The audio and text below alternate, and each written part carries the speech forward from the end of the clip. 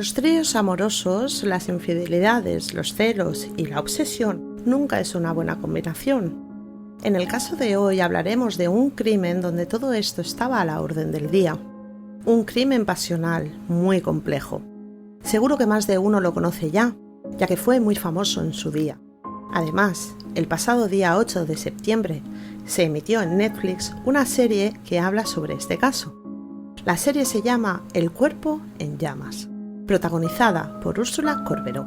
Una serie que te hace entender un poco más cómo era Rosa Peral y los motivos por los cuales ella y Albert llegaron al punto de hacer lo que hicieron.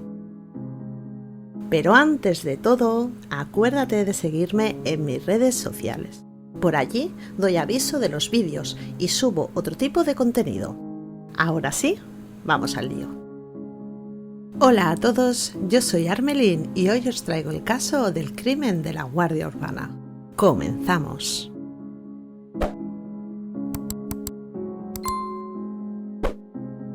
Cuando Rosa Peral tenía 16 años, empezaría una relación con Rubén, el que sería el padre de sus dos hijas. Él trabajaba en una discoteca y ella se acercó a él para pedirle unas canciones. Cuando ella decidió marcharse de la discoteca, Rubén se acercó para preguntarle si podrían verse de nuevo. Y a partir de ese momento empezaron a quedar frecuentemente.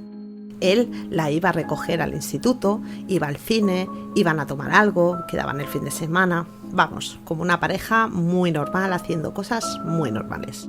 Ellos estaban muy enamorados. Con el tiempo, Rubén y Rosa quisieron convertirse en policías. Rosa entraría en el cuerpo de la Guardia Urbana de Barcelona y aprobaría a la primera. Y Rubén entraría en el cuerpo de los Mossos d'Esquadra 1 o 2 años después. Una vez estaban los dos en el cuerpo de la policía, se compraron una casa en Vilanova i la Geltrú. Poco después llegarían las niñas y se casarían unos años más tarde. Voy a hacer un inciso, ¿vale? Algunos dicen que ellos vivían en Cubellas, ¿vale? Y en realidad es así, ellos vivían dentro de Cubellas, ¿vale? Pero justamente la acera donde ellos tenían su casa, ¿vale? Pertenece al municipio de Vilanova i la Geltrú. Y la acera de enfrente, la del vecino de enfrente, pertenece al municipio de Cubellas, ¿vale? Esto lo sé bastante bien, ¿vale? Porque tengo una prima que vivía allí, que Rosa, vamos, vivía 2 casas más arriba que Rosa Peral, ¿vale? Entonces esa acera es de Vilanova i la Geltrú, ¿vale? Porque todo el mundo siempre, documentales y cosas que he visto, entonces Cubellas sí estaba dentro de Cubellas, pero esa acera precisamente pertenecía al municipio de Vilanova i la Geltrú. Nada, como un apunte, ¿vale? En el año 2008, Rosa entraría en la comisaría de Ciutat Vella de Barcelona. Y allí conocería a Óscar, el subinspector de la comisaría. En ese momento Rosa se vería envuelta en lo que llamarían la venganza. Resulta que Rosa había empezado a tener una relación con Óscar sin que su marido lo supiera. Esta relación duraría tan solo unos meses, hasta que Rosa decidió romperla por completo. Pero esto a Óscar no le sentó muy bien y decidió vengarse de ella. Supuestamente, él entró en su correo electrónico, por lo visto, Óscar tenía la contraseña de Rosa, y empezó a mandar a todos los contactos de esta una fotografía donde mantenían relaciones sexuales. Pero cuando digo a todos los contactos, es a todos, O sea, no se dejó a nadie. Lo mandó a los familiares, amigos, compañeros de trabajo, e incluso se lo envió al marido de Rosa, a Rubén, ¿vale? Esta fotografía tenía un texto adjunto en el que ponía: Hola, soy Rosa. Desde que salí de la escuela echaba de menos seguir comiéndome de policías. Así que ahora en la Guardia Urbana ya me he comido la de un caporal y la de un par de guardias. Así, más placer para todos. A raíz de todo esto, sus compañeros empezaron a señalarla como la mujer de la fotografía. Pero en cambio, a Óscar no le pasó absolutamente nada, al revés, todos sus compañeros lo apoyaban. Debido a este incidente, la estancia de Rosa en la comisaría se haría tan insoportable que pediría el traslado a la comisaría de Zona Franca de Barcelona. Y es allí donde conocería en 2012 a Albert López. el que sería su amante hasta el año 2016. Albert era muy respetado por sus compañeros. Estos lo veían como una persona muy seria, muy responsable y muy leal. Rosa y Albert eran compañeros de patrulla y con el tiempo él se convertiría en su novio de cara a sus compañeros de la Guardia Urbana. No se escondían para nada. Pero lo que no sabían los compañeros de Rosa era que ella estaba casada con Rubén y este no tenía ni idea de que su mujer tenía una relación con Albert. Vamos, que Rosa llevaba una doble vida que flipas. O sea, nuestra relación ya estaba más que rota y sí, empecé a trabajar con Albert, empecé a ir 12 horas de patrulla con Albert y día tras día, pues eso hizo que tuviéramos una afinidad, hizo que tuviéramos un acercamiento. ¿Tenían relaciones sexuales? Teníamos relaciones sentimentales. Albert estaba muy cómodo con esa situación. Él sabía que ella estaba casada, pero no pretendía para nada ocupar el lugar de Rubén. No quería compromiso alguno, ni tener hijos. Él quería hacer su vida sin ataduras. Y Rosa, al ver esto, no le propuso nunca que adoptara ese papel y tampoco se propuso dejar a Rubén.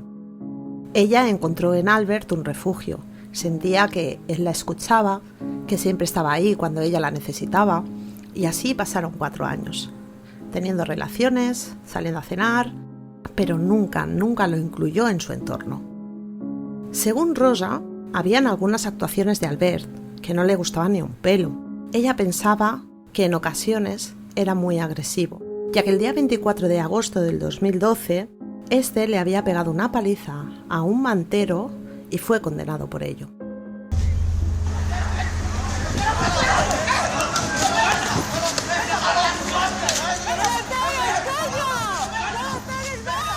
Además, en otra ocasión, el 9 de agosto del 2014, estuvieron envueltos en un altercado en Montjuïc donde un hombre apuñaló a Rosa en la pierna y Albert lo detuvo y lo esposó, pero misteriosamente este hombre se precipitó al vacío, muriendo horas más tarde. Aunque aquí hay versiones diferentes, cada uno lo explica de una forma. Rosa dice que cuando preguntó a Albert qué había pasado, este le contestó que lo había matado y que no quería que nadie la tocara ni que se acercara a ella. Pero la versión de Albert sería muy diferente a la de Rosa, pero este explicaría que cuando fue a ponerle las esposas, este intentó huir tirándose al vacío, que él salió corriendo para auxiliarlo y que cuando llegó abajo estaba inconsciente. Así que aquí quedó un gran interrogante, ya que nunca se supo lo que pasó en realidad. Según Rosa, en ese momento Albert le daba mucho miedo, pero aún así siguió quedando con él y teniendo encuentros hasta octubre del 2016, que fue cuando su relación empezaría a enfriarse. En junio del 2016, mientras Rosa seguía con su marido Rubén y a la vez con su amante Albert, empezó una relación con Pedro Rodríguez. Y Rubén, harto de las infidelidades de Rosa, se separaría de ella en diciembre del 2016. Vamos, que aquí Rosa mantuvo 3 relaciones a la vez durante unos 6 meses aproximadamente, ¿eh? Pa' flipar. Esto a Rosa le sentó fatal, que Rubén le pidiera el divorcio y que encima se fuera a vivir con otra chica, vamos, se la llevó por la calle la amargura. Rosa era tan posesiva que no soportaba que Rubén hubiera iniciado una nueva relación con otra chica. No sé, pero ella estuvo como 4 años con un amante y en algún momento llegaron a ser 2. Eso no lo veía ella, ¿no? Pero bueno, seguimos. Albert pensó en ese momento que sería el único hombre que estaría en la vida de Rosa. Lo que él no sabía era que ella ya estaba con Pedro desde antes de que su marido la dejara. Pedro estaba súper enamorado de Rosa desde el primer día. Tenían muchísimas cosas en común, aparte que él también era del cuerpo de la Guardia Urbana. Pedro tenía mujer y un hijo pequeño, pero estaba tan enamorado de Rosa que lo dejó absolutamente todo por ella y apostó por esa relación. Mientras ellos ya estaban juntos, en agosto del 2016, Pedro tuvo un altercado con un chico de 18 años en la carretera de la Rabasada, una carretera de Barcelona muy larga que lleva hasta Collserola y donde muchos moteros van a hacer curvas. Pedro se encontraba allí patrullando con su compañero cuando este chico de 18 años pasó a toda velocidad por su lado. Este intentó darle el alto, pero el chico no paró y casi atropella a Pedro. Esto le puso de tan mal humor que se subió a la moto y lo persiguió hasta poder atraparlo. Una vez lo paró, lo empujó y lo tiró de la moto. Y cuando estaba en el suelo e iba a pegarle un puñetazo, dejó que se fuera. Todo esto pasó justamente delante de una perrera que tenía cámaras de seguridad. Y esto hizo que Pedro quedara suspendido de empleo y de sueldo. Pedro se vino abajo. Parecía que tuviera un poco incluso hasta de depresión. Pero es que a esto se le sumó otra cosa más. Pedro estaba pendiente de una operación de espalda, donde tenían que ponerle una prótesis en la columna. Pero aún así, aún lo que le había pasado, el divorcio de su mujer, lo de la carretera de la Rabasada, la operación de la columna, él quería seguir en esa relación con Rosa. Como dijimos antes, en diciembre del 2016, Rubén, cansado de tantas infidelidades por parte de su mujer, le pediría el divorcio, obteniendo así la custodia compartida de las niñas. En ese momento, Pedro pasaría a ocupar el lugar de Rubén y se convierte oficialmente en el novio de Rosa. Y ésta empezaría a introducirlo en la familia y en todo su círculo, hasta que a mitades de enero del 2017, aproximadamente, Pedro se iría a vivir con ella. Pero Rosa no le diría nada a Albert de la relación que había empezado con Pedro. Un día, Albert fue a ver a Rosa a su casa y cuando llegó se encontró con una situación que no esperaba para nada. Este vio que con Rosa había alguien más y se percató que estaba con Pedro. Albert se sintió traicionado y dolido, y eso lo cabreó tanto que empezó a mandarle mensajes muy feos a Rosa, en plan con amenazas y todo. Y a Pedro le mandó conversaciones amorosas que había tenido con ella. De esa forma, Pedro se enteraría que mientras estaba con él, también había estado con Albert. Esto hace que Pedro le entre un ataque de celos enorme y empiece a controlarla y a desconfiar de ella. A raíz de esto, habrían más discusiones entre ellos, incluso hasta algún episodio violento. Después de todo esto, Albert desaparecería durante unos meses y no tendría ningún contacto con Rosa. Albert viajaría con un amigo a la Riviera Maya y allí conocería a muchas personas, además de disfrutar de su soltería. De mientras, Pedro y Rosa reforzarían su relación como pareja. Pedro le pediría matrimonio a Rosa y ésta aceptaría, además de que estarían buscando el tener un bebé. Pero en abril del 2017, Rosa y Albert volvieron a tener contacto y fue porque Albert empezó a preguntarle a Rosa por el juicio de la venganza. Aparte de mandarle muchísimos mensajes diciéndole que era su mejor amiga, que la echaba de menos y que solo quería saber si estaba bien. Albert estaba muy insistente, hasta que al final, el día 8 de abril, se presentó donde Rosa estaba comiendo con sus amigas y le dio una cajita con un anillo de compromiso. Y le dijo: por si te lo piensas. Ella se quedó sorprendida y cuando él se fue, se puso el anillo y lo llevó puesto toda la tarde. En una mano llevaba el anillo de Pedro y en la otra mano llevaba el anillo de Albert.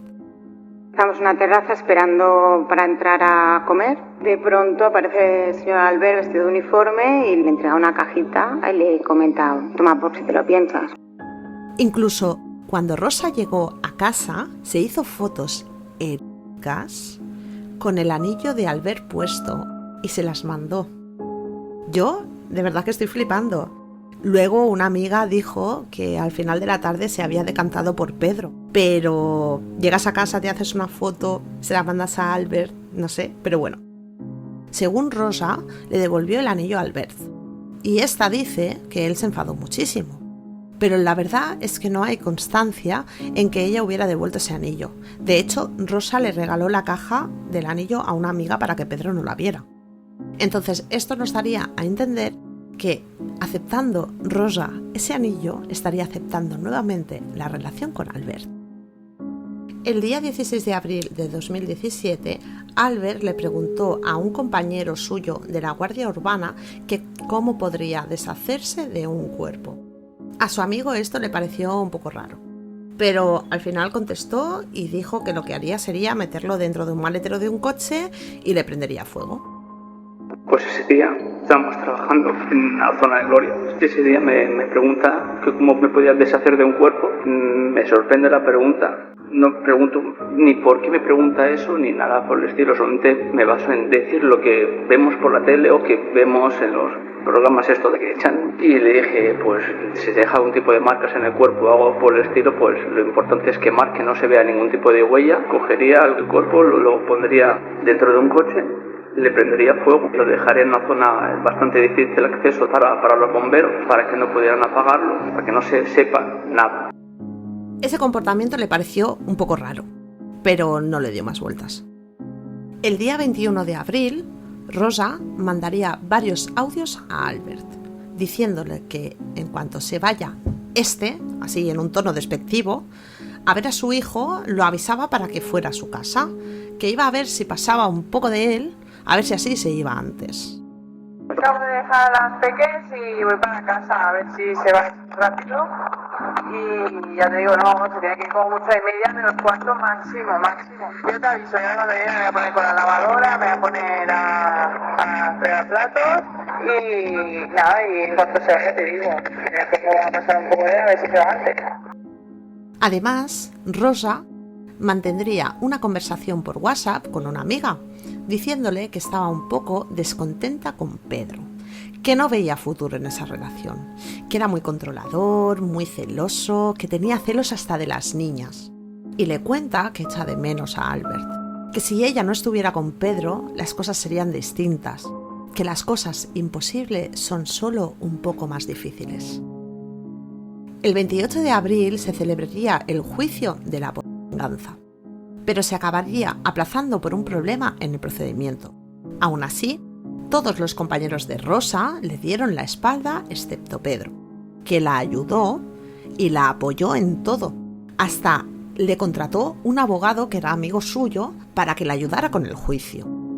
Los compañeros pensaban firmemente que había sido ella misma la que había mandado los mensajes a sus contactos, aun habiendo presentado ella una grabación que demostraba que el subinspector Oscar los había enviado. A ver, me llamas, se supone que para que quite la denuncia, pero sí, y sigue sin decirme de dónde ha salido. Vale, o sea, ese correo lo envié yo. ¿Lo enviaste tú? Sí. ¿Tú solo? Sí, yo solo. ¿Y por qué me has hecho pensar durante un año y pico? Me has hecho volverme loca. Es que creo que no eres consciente del daño que me has hecho en la guardia. Tiempo después, cuando se volvió a celebrar el juicio, el subinspector Oscar quedó absuelto. Pasamos ya al día 1 de mayo del 2017, el día fatídico. Ese día Rosa y Pedro pasarían el día junto a los padres de esta y con los niños. Irían a un parque de toboganes en Calafell, en Tarragona, y luego irían al terreno que tenía Pedro allí cerca, en Roda de Bará. Cuando fueron al terreno, estuvieron limpiando de malas hierbas y comieron todos juntos. Las niñas se bañaron en la piscina, vamos, un día en familia. Al caer la noche, se volvieron a su casa en Vilanova y la Geltrú y llegaron aproximadamente sobre las 9:37. Acostarían a las niñas, Rosa haría bajar a Pedro a la planta baja a ver si habían ratones en las trampas, ya que a ella le daba cosilla pues verlos ahí muertecitos, entonces bajaba a Pedro y los retiraba antes de que bajara Rosa. Una vez retirados, Pedro ayudaría a Rosa a poner unas lavadoras. Pero ella rehuía de Pedro, porque durante todo el día Albert le había estado mandando muchísimos mensajes. Entonces ella estaba buscando un momento de estar a solas para poder llamarlo y ver qué pasaba, ¿no? Porque no se podía entretener en leer todos los mensajes, porque al final Pedro iba a decir, oye, ¿qué está pasando? ¿Vale? Entonces ella le haría una llamada que duraría unos 4 minutos. Así que después de toda esta historia tan liosa de amoríos, espero que la hayáis entendido bastante bien, ¿vale? Empezaríamos con los hechos del crimen.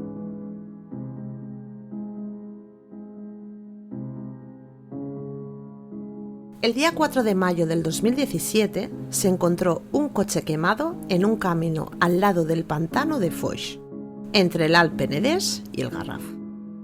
Dentro de este vehículo hallarían los restos quemados del cadáver de una persona. La policía llegó hasta allí por un aviso, y estos les explicaron que había un coche quemado cerca del pantano de Foix. Al llegar la policía, empezaron a investigar el coche y la zona. Encontraron la matrícula en el suelo y analizaron el número de bastidor del coche, pero justo cuando estaban a punto de irse, vieron lo que parecería un hueso humano dentro del maletero. No se podía distinguir muy bien, el cuerpo estaba tan calcinado que gran parte se había fusionado con el coche. Los forenses intentaron salvar todas las partes que pudieron, entre ellas una parte de la columna. Tal como estaban los restos, iba a ser muy complicado poder saber quién era esa persona y cómo había muerto. Pero esa parte de la columna que habían podido extraer llevaba una prótesis con unos tornillos y un número de serie. Y sería gracias a esto que la forense sabría a quién pertenecía ese cuerpo. Además, dentro del maletero también se encontró lo que parecía ser un fragmento de bala. Esto a la policía le dio a pensar y lo primero que se les vino a la cabeza fue que, al ver esa escena, probablemente se debía a un ajuste de cuentas de alguna banda, posiblemente por tema de drogas. Pero la información llegaba muy deprisa y rápidamente sabrían que el coche que habían encontrado era el de Pedro Rodríguez. La policía investiga un poco más y se dan cuenta que Pedro estaba casado con una mujer llamada Patricia, que es mosso d'esquadra.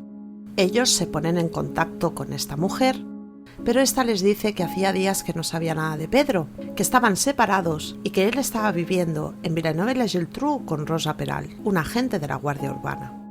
La policía se desplazaría rápidamente a casa de Rosa, sobre las 12 de la noche aproximadamente. Esta les abre la puerta y les dice que Pedro no está, que el día 2 de mayo se había ido porque se habían enfadado y que no sabía nada más de él. La policía le ofreció ir a la comisaría para comentarle lo que habían descubierto, pero esta dijo que no porque tenía a las niñas dormidas, eran niñas pequeñas y no podía dejarlas con nadie. Entonces la policía le dijo de entrar. Ya que no podían ir a la comisaría, pues al menos estar dentro, pues tranquilos para darle la noticia del hallazgo y esas cosas, ¿no? Pero Rosa siguió insistiendo en que no entraran, así que estos no tuvieron más opción que darle la noticia en plena calle. La policía le diría a Rosa que habían encontrado el coche de Pedro, quemado en el pantano, con una persona dentro que aún no habían podido identificar. Pero Rosa se mostró totalmente fría cuando le dieron esa información. Y esto llamaría mucho la atención de la policía. Al día siguiente, el día 5 de mayo del 2017, Rosa iría a la comisaría de los Mossos de Villeneuve-la-Geltrú a declarar. Esta confirmaría que Pedro llevaba una prótesis en la espalda, que el día 2 de mayo habían tenido una discusión y que había cogido el coche y se había ido, que era normal que se marchara después de una discusión y que no le había dado importancia porque después de unos días acababa volviendo a casa. Además, Rosa les enseñaría un mensaje de Pedro que envió el día 2 de mayo. Les explicó también que Pedro estaba como depresivo por el tema de la suspensión en el trabajo. Y aparte que tenía problemas con su exmarido Rubén, que le tenía mucha manía y que tenían denuncias cruzadas. Rosa les contaría que pensaba que Pedro había ido a buscar a Rubén esa noche. De hecho, los últimos mensajes que Pedro mandó a Rosa lo ubicaban delante de la casa de Rubén. Después de esto, el móvil se apagaría y no se volvería a encender. La policía, después de escuchar la declaración de Rosa, entendió que igual Pedro y Rubén se habían enfrentado esa noche. Estos fueron a tomarle declaración a Rubén y él les explicó la relación tan mala que tenía con Pedro, pero también les explicó detalladamente lo que hizo la noche del 2 de mayo. Rubén no estuvo en casa en toda la noche. Tenía coartada, así que quedó totalmente descartado. La policía se puso en contacto con un ciclista que frecuentaba la zona del pantano de Foix y este les dijo que el día 2 de mayo por la mañana allí no había ningún coche, pero cuando pasó el día 3 por la mañana el coche ya estaba ahí. Así que la policía dedujo que el crimen se había cometido entre la madrugada del 2 al 3 de mayo. Además de esto, hicieron una consulta al hospital y estos confirmaron que la prótesis que habían encontrado en el cuerpo calcinado era la de Pedro Rodríguez. Esto lo supieron gracias a un número de serie que llevan los tornillos de la prótesis. Así que ya sabían quién era la víctima y ahora les quedaba saber cómo había sucedido todo eso y quién lo había causado. Rubén, en su declaración, iría un poco más allá y les daría un nombre y una información que Rosa no les había dado. Este les dijo que Albert López era el compañero de patrulla de Rosa y que además había mantenido una relación sentimental con él. Rosa se quedó muy sorprendida cuando la policía se lo dijo, pero les dijo que su relación con Albert se había terminado en octubre del 2016.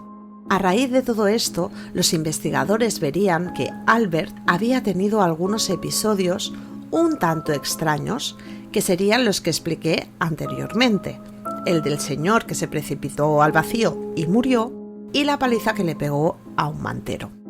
Así que sabiendo todo esto, la policía empezó a investigarle.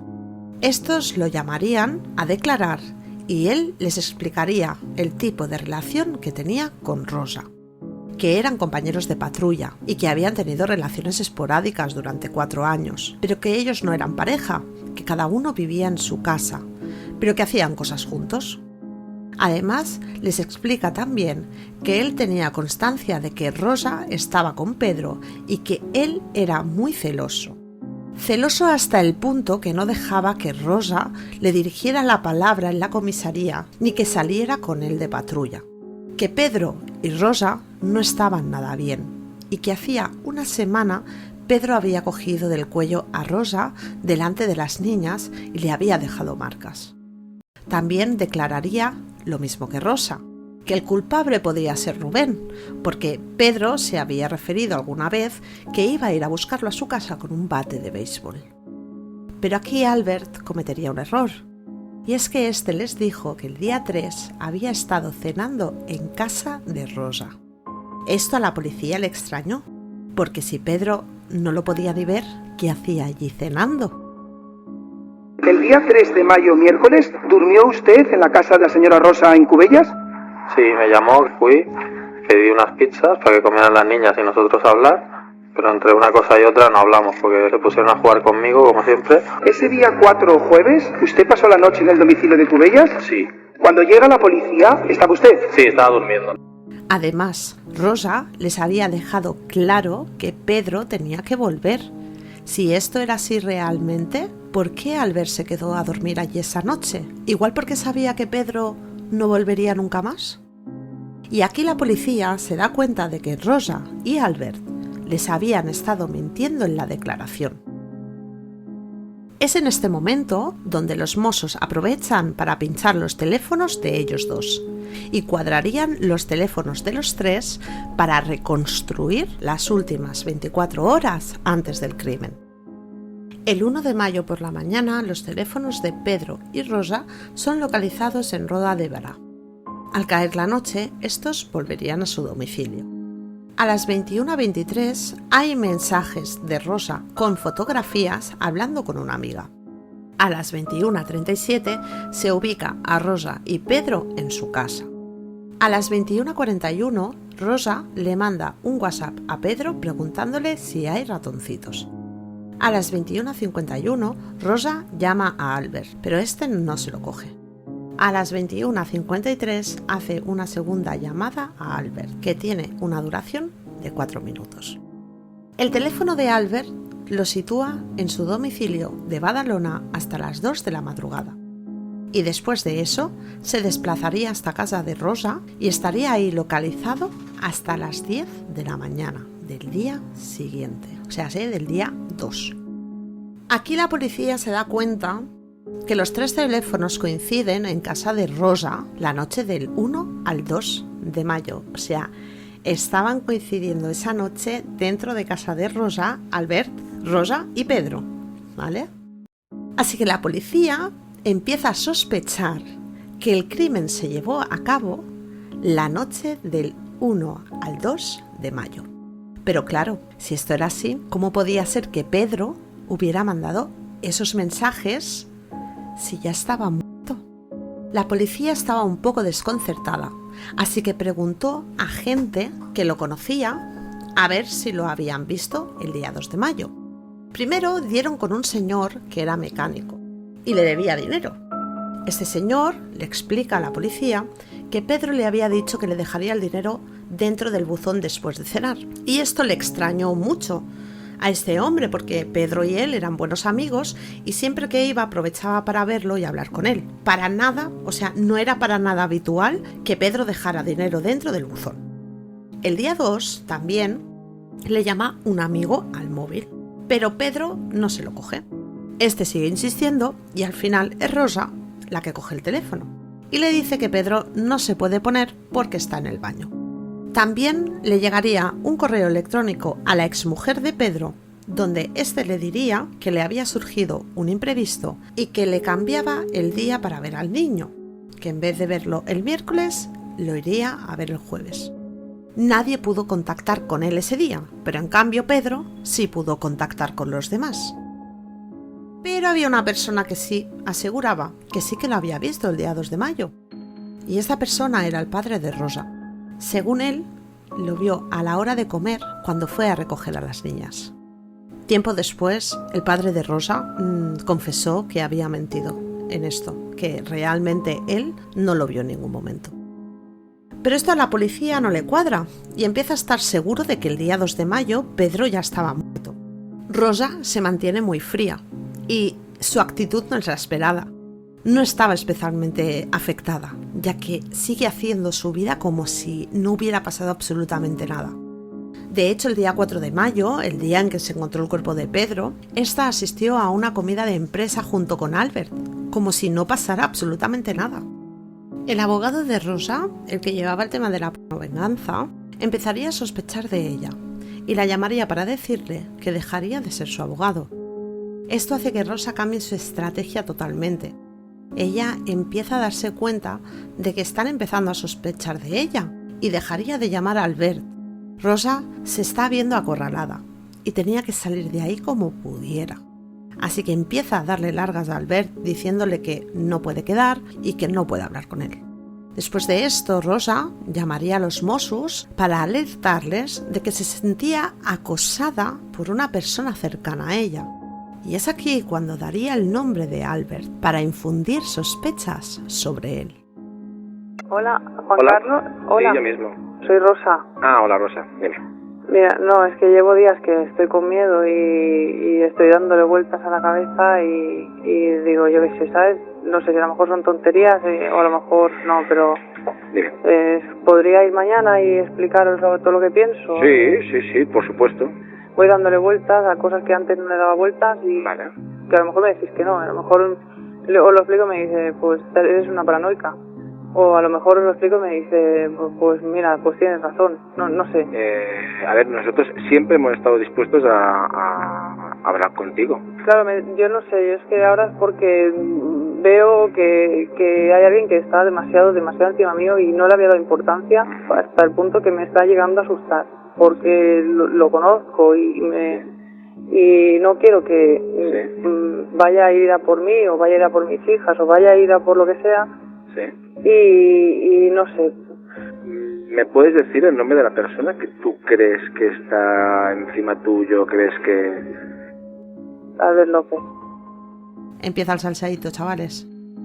El día 13 de mayo, Rosa se presentaría en la comisaría para decir que sospechaba de Albert. Pero esta se llevó una gran sorpresa cuando los Mossos le dijeron que estaba siendo investigada. Así que ella siguió infundiendo más y más sospechas sobre Albert y les dijo que la noche del día 1 de mayo él había estado en su casa por la noche y hablaron 2 minutos donde ella solo hacía que decirle que se fuera de allí, que no podía estar allí. Esto le dio que pensar mucho a la policía y vieron que había muchas contradicciones. Y fue entonces en ese momento cuando estos pararon la declaración por completo y detuvieron a Rosa Peral. Seguidamente fueron a la comisaría de Zona Franca, donde estaba Albert, y lo detuvieron allí mismo. Pero Rosa se adelanta a todo y les dice que el autor de la muerte de Pedro es Albert. Ella les contaría que esa noche, cuando le llamó durante esos 4 minutos, era para dejarle claro que no la atosigara con tantos mensajes. Después dejó de contestarle a los mensajes para que Albert pensara que se había dormido y no se presentara en su casa. Pero Albert se presentó a las 3 de la mañana y saltó la valla de su casa, según Rosa. Este llevaba un pasamontañas y lo que parecía ser un hacha en la mochila. Aquí es cuando vuelven a haber versiones distintas y empiezan a acusarse entre ellos. Según Rosa, ella llama a Albert para decirle que no la atosigue con los mensajes. Porque tenía una barbaridad de mensajes de Albert que no había podido contestar, porque aunque iba conduciendo Pedro, no sabía si podía mirar el móvil o no. Y yo iba viéndolos porque si estaba contestando a mis amigas, lógicamente podía verlos. Y no pude contestar, o sea, tenía una cantidad de mensajes que lo que no me podía poner era leerlos. Me era más fácil llamarle y decirle, oye, para de enviarme mensajes, porque no puedo ni siquiera leerlos y no voy a leerlos y no te voy a contestar ahora. Ese día le llamo, primero porque no voy a leer los mensajes y segundo porque le quiero dejar claro que pare de enviarme mensajes. Si ya le he dejado claro que el día que pueda hablar, hablaré, y el día que no pueda hablar, no hablaré, pero nosotros no tenemos ya ninguna relación como lo que teníamos antes y nosotros ya nos hemos distanciado. Durante todas esas horas no paré de recibir mensajes de Albert. Yo lo que intenté es que él se pensara que estaba durmiendo para que no se plantara en mi casa, que si yo me he dormido, que no aparezca, porque no me imaginaba por nada del mundo que a las 2 o las 3 de la mañana se le ocurriera aparecer en mi casa. Tuve que poner el teléfono en silencio porque no paraba de recibir mensajes diciéndome voy a ir a tu casa y sí o sí sal. Me pasé todas esas horas sin poder irme a dormir porque estaba de los nervios pensando si eso iba a ser cierto y si me iba a encontrar con otro episodio como el de enero. No recuerdo en qué momento, pero recuerdo tener que poner el móvil en silencio. Ya no pude contestar a ningún otro mensaje porque si contesto, Pedro me hubiese preguntado ¿a qué has contestado si no te ha sonado el teléfono? Y lo que fui haciendo era ir mirando los mensajes. Le decía a Pedro, voy abajo, pongo la lavadora, me voy para arriba. Pedro me decía, pues bajo contigo y te ayudo. Pues él venía para abajo, yo quería mirar los mensajes y iba para arriba. Lo que quería era estar despierta y evitar que Pedro saliera, evitar que se discutieran, evitar escuchar esos gritos, evitar todo ese tipo de... ¿No se acostó el señor Pedro en ningún momento? No. ¿Estaba despierto? Ambos estábamos despiertos. No es normal venir hacia mí, entrar en mi casa, saltar una valla y acercarte hacia mí poniéndote una braga y llevando los guantes y con una mochila y con un palo sobresaliendo. No es normal nada de eso. No es normal ver que viene una persona con un hacha y que me enseñe la pistola, que se levante la camiseta y me enseñe la pistola. Eso no es normal. En ese momento lo único que pude pensar es, me quedé inmovilizada, o sea, aún siendo policía, aún sabiendo todo lo que se supone que podría saber en ese momento para defenderme, me quedé inmóvil y no me moví. Me quedé quieta y solamente me moví en el momento que él me pidió el teléfono, que cuando me pidió el teléfono me vi con valor de salir corriendo. Me vi con valor de tirarle el teléfono y de salir corriendo. En ese momento estaba yo con un ataque de ansiedad y con unos nervios y un miedo de ver a esta persona en esas condiciones en contra de mí, que salí corriendo y es que no pensé en gritar ni en decir, lo único que pude es correr hacia arriba. Escuché golpes y golpes y golpes. Al cabo de una hora o cerca de 2 me grita que me asome o que baje, que si no va a subir a por las niñas. Y lo veo con ropa oscura y con un hacha en la mano. Me dice, dame las llaves del coche y dame las llaves de casa. Quiero las llaves del coche de Pedro. Y cojo y se las tiro y vuelvo a meterme en casa. Al cabo de un rato vi que el coche de Pedro lo había metido dentro de casa. Que me dice que baje y que si no bajo sube.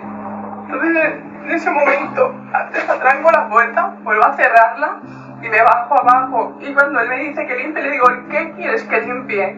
Y me dice, aquí. Y digo, aquí, si aquí, ¿qué hay? ¿Agua? ¿Lejía? ¿Que tengo que limpiar con agua y lejía? No lo entiendo. Me dice que limpies y te calles. Me pongo a limpiar, pero no encuentro nada, absolutamente nada. No hay manchas, no está Pedro, no hay nada. Me dio el teléfono de móvil de Pedro y me dijo que contestara a todos los mensajes de Pedro. Empezaron a sonar mensajes de Pedro, contesté como me dijo Albert que hiciera. Me puse muy nerviosa y no sabía qué hacer y como mis padres me llamaron para ver dónde estaba, le dije que se llevaran a las niñas. A mí me quita el teléfono y lo tira al buzón de mi casa. Y ese es el momento en el que a mí me dice que me suba en su coche y cuando me subo en su coche es cuando yo veo que él apaga el teléfono suyo, el iPhone, y el otro está encendido. El otro teléfono está encendido. Llegamos a casa de Rubén, me dijo, ahora te vas a enviar unos mensajes como si te los enviara a ti. Escribe lo que te dé la gana y luego al final pon que vas a apagar el móvil. Escribí varios mensajes y me apagó el móvil. En ese momento me lleva él a casa, a mi casa, y ese es el momento en el que me da las llaves del coche de Pedro. Me dice que le siga. Y en ese momento yo cojo el coche y yo le sigo. Yo no sabía dónde íbamos, no sabía dónde me dirigía, simplemente me limitaba a seguirle. Además sabía perfectamente dónde iba él. O sea, él sabía el lugar donde iba, porque además puso el intermitente, lo tenía muy claro. Él pone el intermitente, entra en una zona de tierra. Le seguí por donde él me dijo y luego él dejó el coche al principio del camino. Yo estaba pensando, ¿y ahora qué hago? Me giro y me voy con el coche corriendo. ¿Qué es lo que puedo hacer? Me vuelvo a quedar inmóvil. O sea, igual que me pasó el día anterior, no supe reaccionar y no supe decir, pues ahora cojo y salgo con el coche corriendo. No, me salió quedarme quieta simplemente y ver cómo él se acercaba a mí con unos bidоnes de gasolina. Lo primero que pienso es que viene a por mí, no pienso que va a ir a por el coche. Salgo corriendo y todo lo que llevaba encima se me cae absolutamente todo. Ni siquiera me paro a buscarlo, ni siquiera me paro a volver a la vista atrás, porque lo primero que se me pasa a mí por la cabeza es salir corriendo. Si me tiene que pegar un tiro, que me lo pegue por la espalda. Yo sigo corriendo, intento buscar a ver si veo algún vehículo y no existe ningún vehículo en ese momento que yo pueda acercarme y que pueda pararlo. Y el único coche que aparece en ese momento es el de él. Pero es que antes de que él aparezca, yo escuché una explosión. En ese momento, él me lleva a mi casa y me dice que no diga absolutamente nada. Yo digo, no voy a denunciar por lo del coche, me da igual. El coche es un coche y es material, me da exactamente igual. Pero déjame en paz. O sea, lo único que quiero es que me dejes en paz. Pero Albert no se esperaba esa declaración de Rosa, y entonces es cuando él deja de protegerla y decide explicar su verdad. Albert explicó que ella le llamó alterada esa noche diciéndole que había matado a Pedro. No esperaba que hablara como ha hablado de mí aquí, no lo esperaba, que dijera esas barbaridades. Escuchaba llorar, chillar, no se la entendía muy bien, más que creo que lo mataron mis hijas. Yo en cuanto ella me dice eso, la primera impresión mía es no creérmelo. Estoy tan cansado que digo, mira, me voy a la cama, no quiero saber nada. Se le habrá ido la cabeza hablando mal, intento dormir, pero no me duermo. Voy a las 2 porque creo que es una hora en la que ya deberían estar los servicios de asistencia allí, Mossos d'Esquadra y la comitiva judicial en este caso. Esta señora estaba limpiando el suelo del balcón y estaba como ida. La llamo 3 ocasiones y se me abrazó. Empezó a llorar y a decirme que se ha ido, que le he dado un golpe, que no, yo no quería y lloraba. Me dijo que se había peleado, que le había cogido el cuello delante de sus hijas, que no lo podía tolerar, que ya no quería, pero que se le había ido la mano. Ella decide bajar a la parte de abajo. Cuando bajan a la parte de abajo, ella le pega un tiro. No es sorpresa, ella había hecho mención a un tiro en general. Pero bueno, yo no le di más importancia en ese momento, porque como dilucidaba entre la parte del tiro y la parte de un golpe, pero una vez miro los 5.000 folios y veo que me aparece un elemento metálico compatible 100% con la munición que esta señora tiene en su casa y nada que ver con la munición estriada de Guardia Urbana, empiezo a atar cabos. Intento calmarla, intento explicarle, saco mi teléfono, por favor, llama a la policía, le explico que hay que llamar y me lo arrebata de las manos. Yo me voy, no llames, y se quedó mi teléfono. Usted puede pensar, ¿y por qué no se lo arrebató? Ya tenía bastante, creo, como para intentar arrebatarle violentamente el teléfono. Yo quería desaparecer de allí y me fui.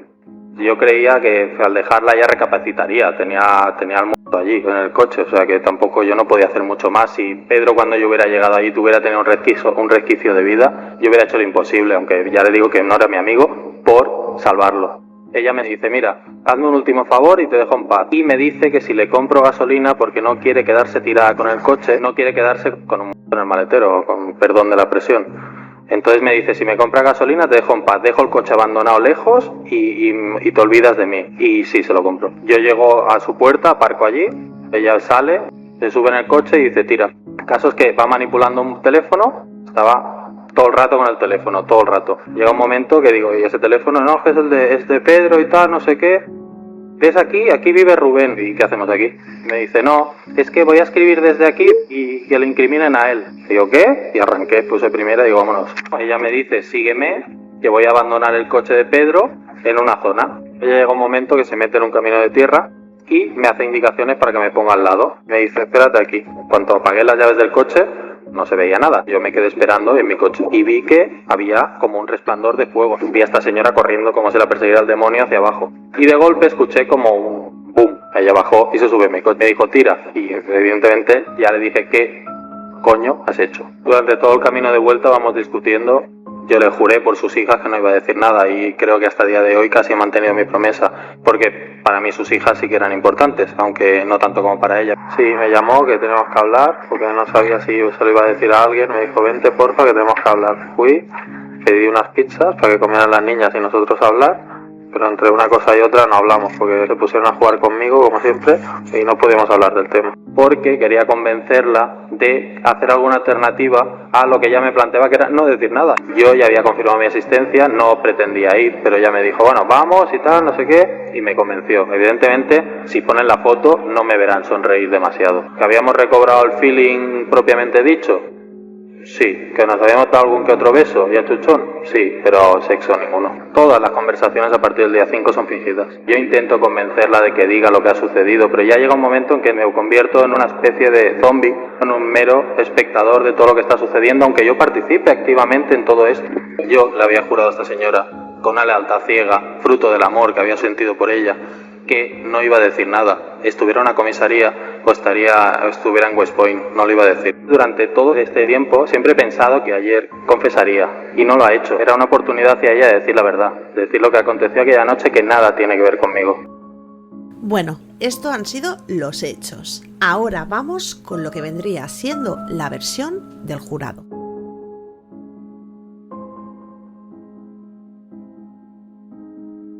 El día 31 de enero del 2020 empezaría el juicio contra Albert López y Rosa Peral.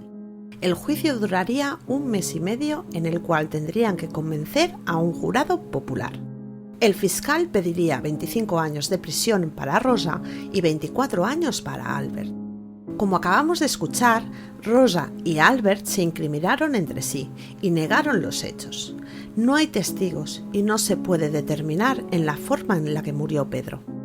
La Fiscalía creyó al testimonio de la Guardia Urbana, que dijo que Albert le había preguntado cómo hacer desaparecer un cuerpo. La Fiscalía le daría muchísima importancia a un audio de Rosa que iba dirigido a Albert, más que nada porque tenían un calificativo cariñoso donde se llamaban entre ellos tonto el bote o tonta el bote. Rosa negaría que ese audio era para Albert, pero finalmente se demostró que sí se lo había enviado a él. Además, la Fiscalía diría que ese audio es una prueba válida que prueba que el crimen de Pedro fue planificado. Oye, tonto, ¿tienes el móvil apagado? Bueno, nada, he ido a comprar acá a Bravo y ya me había salido un descuento, pero por aventura. Estaba pensando que si hacíamos eso, que el siguiente fin de semana podemos ir a por aventura a dormir allí.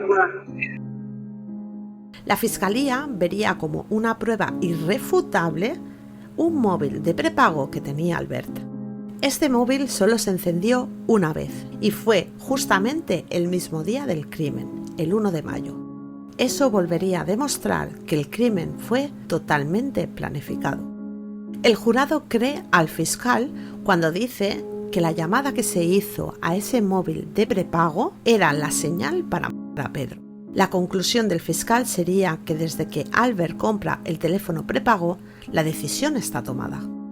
Según el jurado, hay un elemento más que hace pensar que Rosa y Albert tenían un plan. El elemento sería las llamadas que habían tenido durante ese mes de abril. Se habrían llamado infinidad de veces, pero justamente el día 29 y el día 30 de abril, justo antes del crimen, no habría ninguna llamada entre ellos dos. Esto da a entender al jurado que no se llamaron por seguridad. Rubén declaró en el juicio que sus hijas le explicaron que Pedro y Rosa discutieron esa noche y que luego cuando Pedro bajó al piso de abajo iba andando como un robot. Esto daría a entender que Rosa le había drogado para que éste no se pudiera defender. Pero hay algo más. Gracias a la recuperación de los mensajes y las fotos borrados del móvil de Rosa, los investigadores pudieron saber el sitio exacto donde se había cometido el crimen. El día 4 de mayo, Rosa le pediría a un amigo suyo que le dejara una furgoneta. No le dijo para qué, pero ella lo necesitaba para deshacerse de un sofá. Un sofá que salía en una de las fotos. Según Albert, Rosa se deshizo de ese sofá porque estaba lleno de sangre.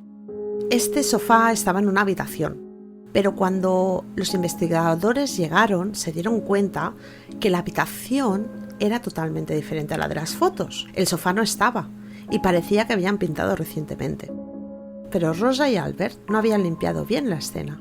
Se habían dejado unas gotitas de sangre en la bombilla de la habitación. Y tras analizar esas gotas de sangre, vieron que era sangre de Pedro. Además, por cómo estaban las gotas en la bombilla, el jurado cree que se utilizó un objeto contundente para matarlo. El juez no cree en el testimonio de Rosa ni de Albert.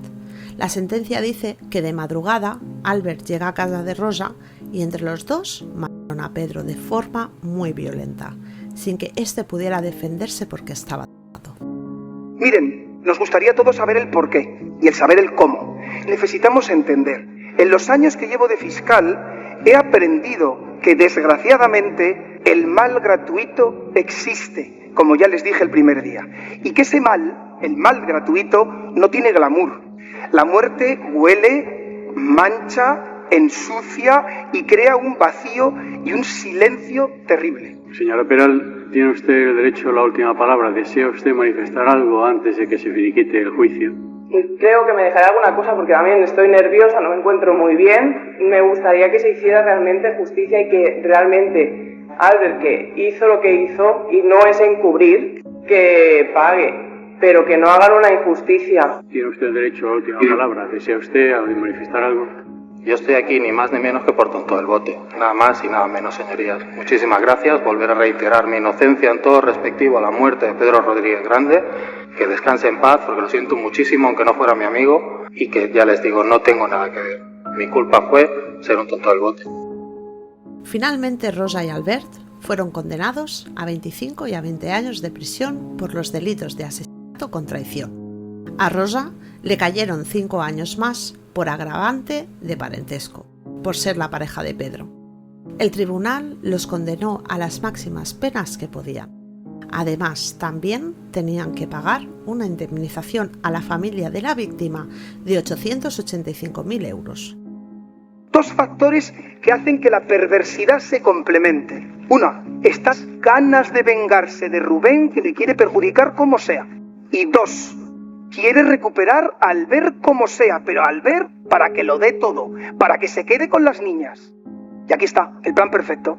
Y por parte de Albert se sentía con su ego herido a más no poder y odiaba al señor Pedro y además quería recuperar como fuera a la señora Rosa, demostrando ser el macho de la selva, eliminando al señor Pedro y triunfando en su amor. Desgraciadamente, en este caso, no se ha podido saber a ciencia cierta cómo murió Pedro y por qué. Madre mía, chicos, menudo caso el de hoy, de verdad, ¿eh? Dios mío, me he quedado seca de tanto hablar. Perdonadme si ha salido un vídeo muy largo, pero es que no quería partirlo en dos partes, prefería explicarlo todo del tirón, ¿vale? En fin, nada, un caso de amoríos, celos, obsesión muy brutal y enrevesado, o sea, una pasada. Posiblemente me haya dejado algunas cosas. Si es así, dejármelo en los comentarios, ¿vale? Y yo os daré un corazoncito. Pero a ver, tenéis que entender que en estos casos que son tan largos y tan complejos siempre se puede olvidar alguna cosilla, ¿vale? Así que nada, nuevamente Pasó en mi pueblo. Fíjate, va creciendo la sección de Pasó en mi pueblo, ¿eh? Al final, os digo, voy a dejar de salir a la calle. Es que si seguimos así, hostia puta. Pues nada, bonicos, que no os voy a retener más. Espero que os haya gustado mucho el vídeo de hoy y que lo hayáis visto todito, ¿vale? Ah, por cierto, que me olvidaba. ¿Vosotros qué opináis sobre este caso? ¿Creéis que fue Rosa la que llevaba la voz cantante? ¿O fue Albert el que planeó todo? Déjamelo por aquí abajo en los comentarios y déjate también un buen like, que sabes que eso me ayudaría muchísimo. Y sobre todo, no te olvides de suscribirte a mi canal y darle a la campanita para que te notifique cuando subo vídeo. Y ahora sí que sí, nos vemos la semana que viene.